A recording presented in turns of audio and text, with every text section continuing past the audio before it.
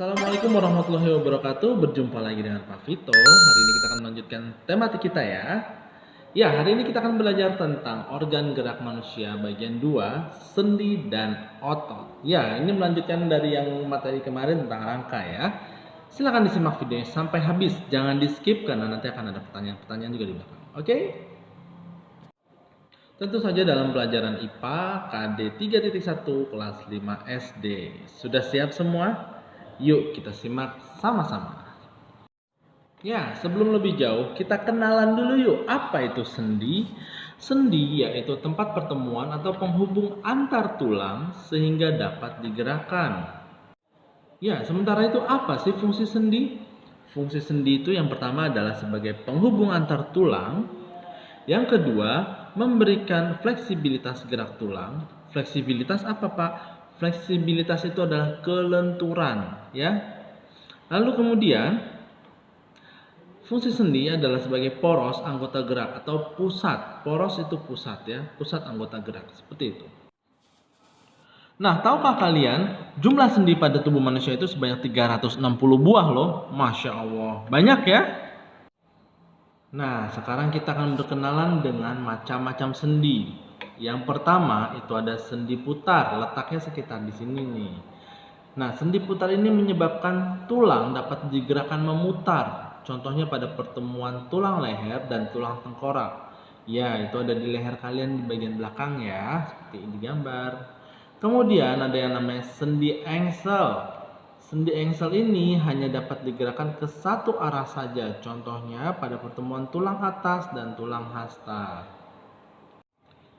Berikutnya ada sendi pelana. Sendi pelana ini menyebabkan tulang dapat digerakkan ke dua arah. Contohnya terdapat pada pertemuan tulang telapak tangan dan tulang ibu jari. Pelana ya, jadi seperti yang ada di kuda. Nah, kemudian sendi peluru. Sendi peluru itu menyebabkan tulang dapat bergerak ke semua arah, yaitu tempat pertemuan bola dan tulang berbentuk mangkuk. Contohnya antara tulang panggul dan tulang paha. Nah, yang berikutnya adalah sendi geser.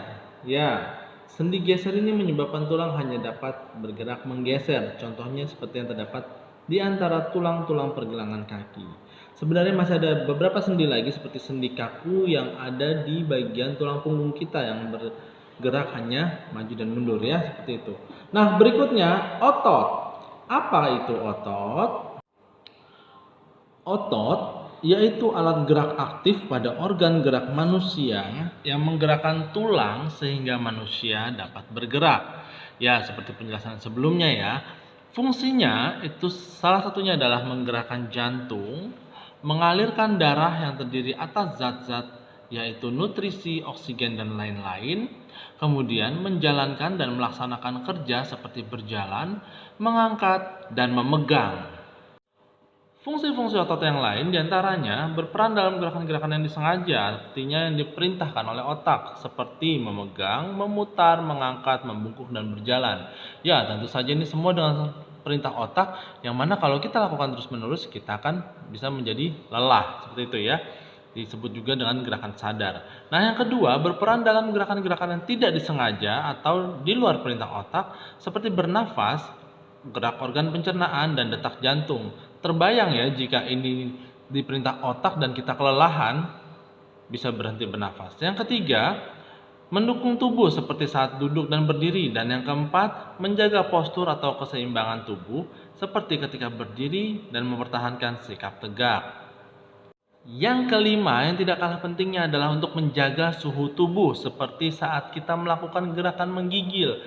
Ya, gerakan menggigil ini adalah sebagai respon tubuh atas penurunan suhu tubuh. Jadi otot itu merespon sehingga kalian bisa merasakan yang namanya menggigil. Nah, berikutnya karakteristik otot. Nah, otot ini memiliki ciri-ciri khusus atau karakteristik yang tidak dimiliki oleh organ lain. Yang pertama, silakan perhatikan, disebut kontrabilitas atau kemampuan otot untuk berkontraksi atau memendek. Yang kedua, ekstensibilitas. Ya, kemampuan otot untuk berelaksasi atau memanjang. Yang ketiga adalah elastisitas, kemampuan otot untuk kembali ke bentuk semula setelah berkontraksi dan berelaksasi. Masya Allah ya, jadi otot itu bisa memendek, memanjang seperti itu. Jenis-jenis otot. Nah, di sini kalian dapat melihat jenis-jenis otot. Yang pertama itu adalah otot lurik atau otot rangka yang terletak di atas, tuh di bagian atas eh, pada gambar ya. Kemudian yang kedua adalah otot jantung. Otot jantung dan otot rangka dapat kalian lihat gambarnya pun berbeda, bentuknya pun berbeda ya. Kemudian juga ada otot polos. Apa sih Pak ketiga otot ini? Nah, otot lurik itu bekerja di bawah kesadaran karena dipengaruhi oleh beberapa rangsangan seperti panas, dingin, sengatan, dan rangsangan kimia.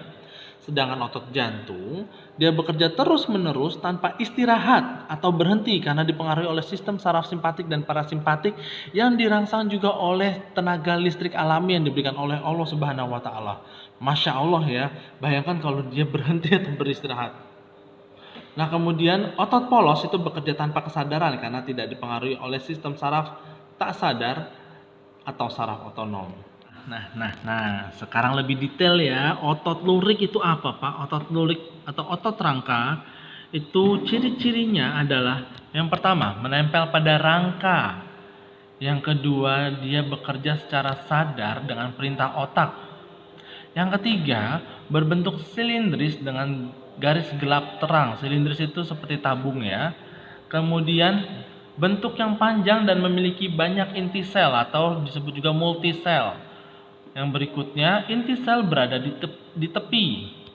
Yang berikutnya lagi mempunyai pigmen mioglobin dan pergerakannya cepat dan mudah lelah.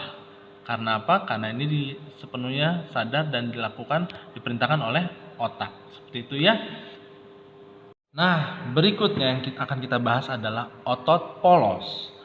Ciri-ciri otot polos diantaranya adalah terletak pada organ dalam seperti usus, saluran peredaran darah, dan saluran kemih. Yang kedua, bekerja tanpa sadar dan tanpa diperintah otak, alias dia bekerja sendiri terus ya. Nah, yang ketiga, dipengaruhi oleh saraf otonom. Yang keempat, berbentuk gelendong dengan kedua ujung yang runcing. Gelendong itu maksudnya seperti gelembung-gelembung ya. Dan kalian dapat perhatikan pada gambar, itu ujungnya runcing-runcing ya. Nah, kemudian memiliki satu inti sel yang berada di tengah.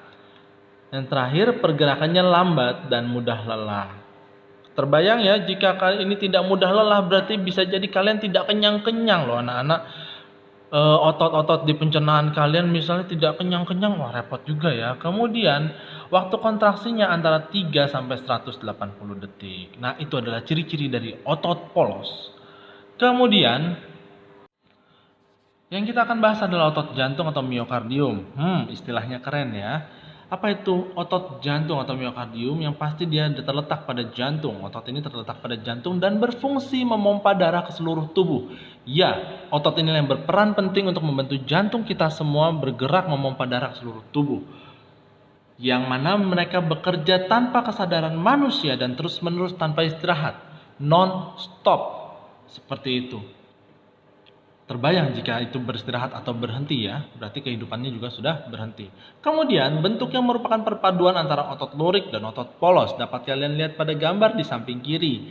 Dia adalah perpaduan antara dua komponen yaitu otot lurik dan otot polos seperti yang sudah kita bahas sebelumnya. Nah, kemudian berbentuk silindris dan memiliki percabangan yang disebut sinsitium. Berbentuk silindris apa? Seperti tabung ya. Yang berikutnya memiliki satu inti sel yang berada di tengah. Nah, itu tadi sekilas atau detail tentang otot. Sekian dan terima kasih, semoga bermanfaat bagi kalian. Semoga Allah mudahkan kalian selalu dalam belajar dan jazakallahu khairan katsira, jazakumullahu khairan katsira wa barakallahu fiik. Wassalamualaikum warahmatullahi wabarakatuh. Bye bye.